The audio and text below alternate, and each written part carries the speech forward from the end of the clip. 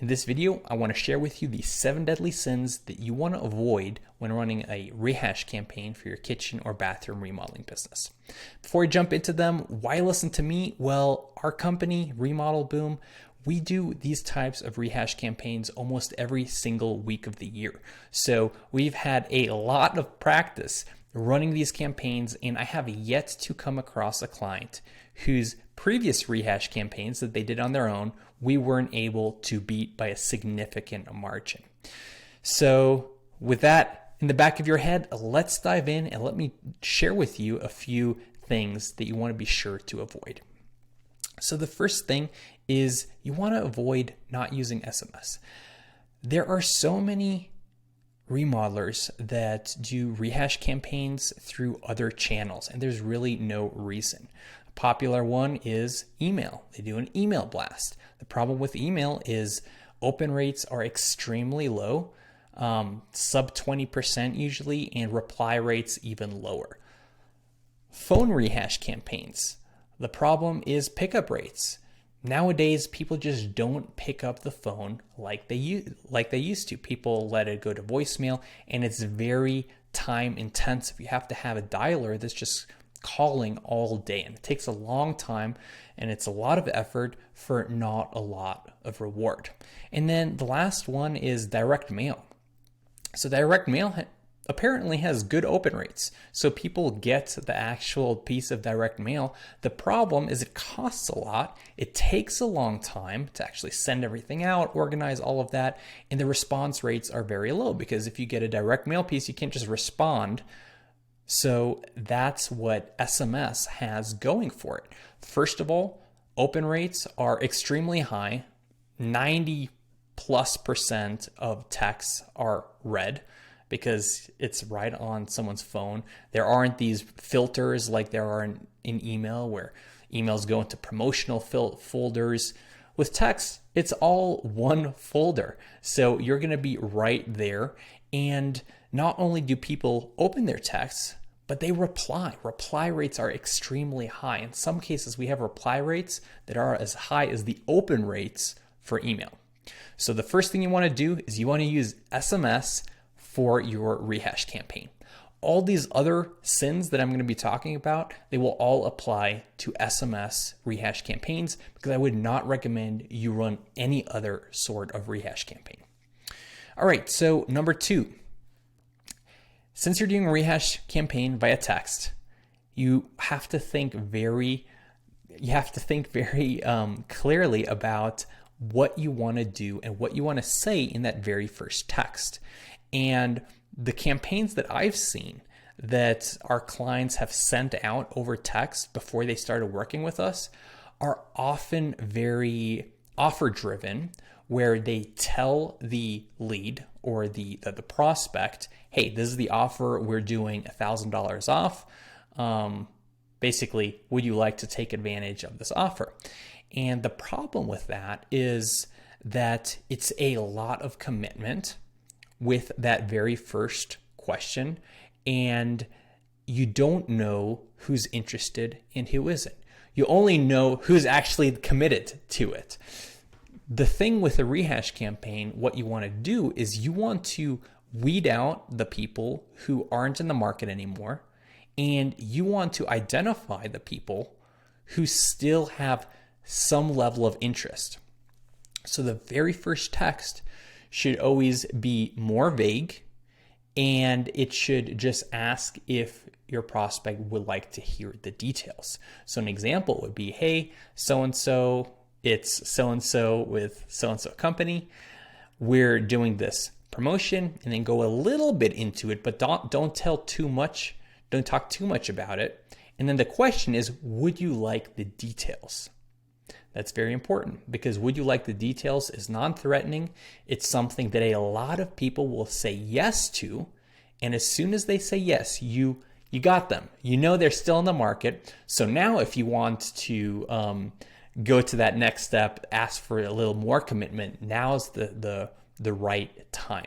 So instead of having this big commitment up front, you want to have micro commitments. All right, next one.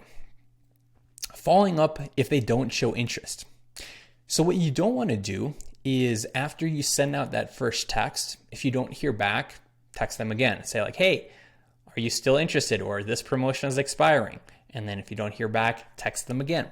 Because the problem with following up with leads that haven't replied is you don't know who's on the other end.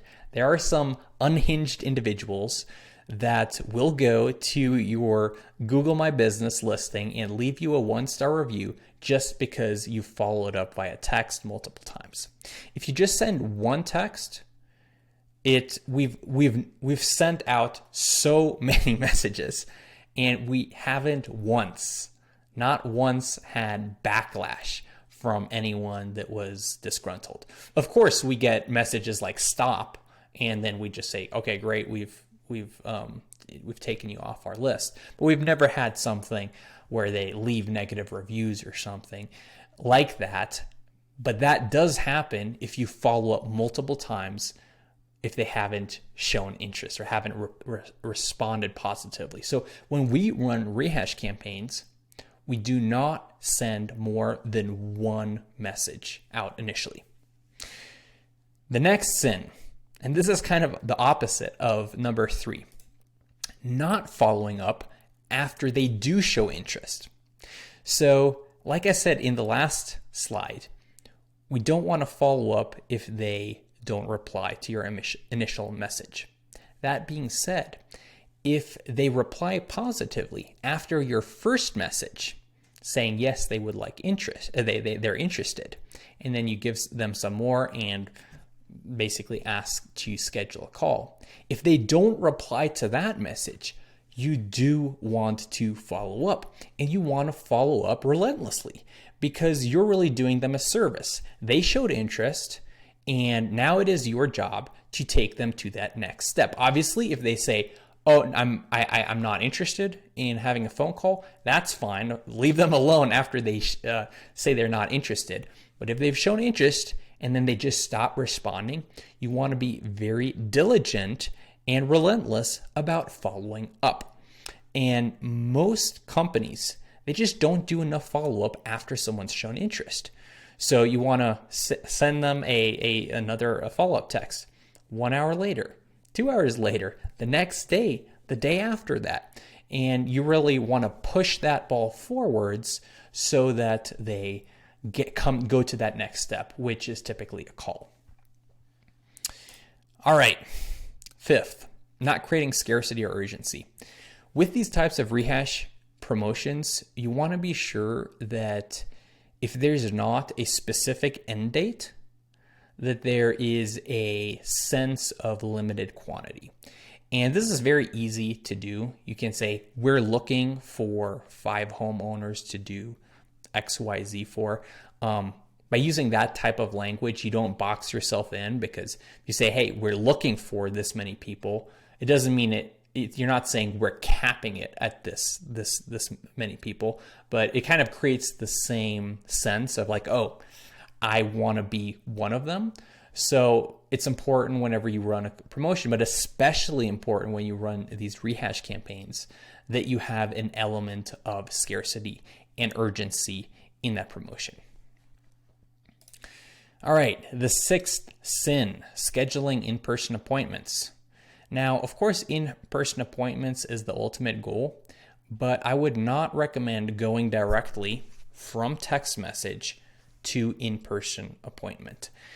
The reason is there's not enough human interaction that's going on for it to work out the way that you might think it will work out. The no-show rates will be very high. When you actually show up, you might be talking with people that aren't actually qualified. So what we always do, and what we recommend to everyone that does a rehash campaign, is to have a 2-step process. You start with text, see if they're interested. If they're interested, you take them to the next step, which is a phone call. So you don't just say, hey, I'm going to call you, like just calling them up. You actually set an appointment, a time for the call. So they're waiting for the call, and they're going to be ready. They're going to be in a place that's not in the car or some place where they don't have good signal. They're going to know you're calling them. And then on that call, you can go into the details of the promotion, and you can also qualify them. You can make sure that you're setting expectations. They know they're not getting the remodel for half off or whatever. And you can make sure that they're a good fit before setting that in-person appointment. All right, let's go to the seventh and last sin, and that's just waiting too long to do a rehash campaign. Typically, when we do a campaign like this, the highest converting segment of the list will be those that are fresher. If you have someone who inquired 4 years ago, the chance of them still converting is very, very low. So what you really want to do is you want to have a revolving rehash campaign. Depending on the size of your business and the size of your lead list, how many leads you're generating on a monthly basis, how many actual in-persons you have, how many demo no sales you have per month, you might want to do a monthly rehash campaign or a quarterly rehash or a twice a year rehash campaign. So that would be my last thing, is don't wait too long. And do this, add this to your marketing calendar. Just have it something that, hey, on the first of every quarter, we do a rehash campaign for the leads and the demo no sales that you've had from the last 3 months. So if you are in that camp where you haven't run a rehash campaign in a while, and you'd like us to help you through that process and actually do a lot of these things for you, where the only thing you need to do is take the calls and set the appointments, we do have a program that we offer, and it's a completely no risk program. You only pay for results. So if you're interested, go ahead to remodelboom.com and schedule time for a call. On that call, we'll go over our entire process, show you how it works, tell you how much it costs. And again, the cost shouldn't be a concern because it's you only pay for results. So if that's something you're interested in, go to remodelboom.com and we'll see you there.